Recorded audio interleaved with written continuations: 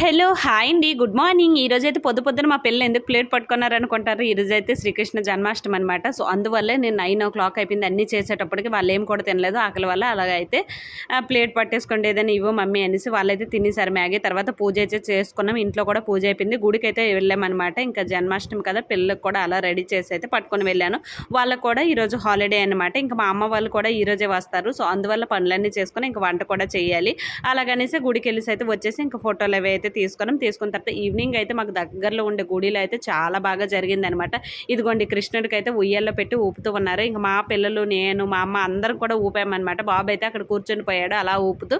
ఇంకొక సైడ్ అయితే భజనలు అవి కూడా అవుతున్నాయి. చాలా గ్రాండ్గా చేశాను, నేను ఎప్పుడు కూడా చూడలేదు. చాలా బాగా అనిపించింది.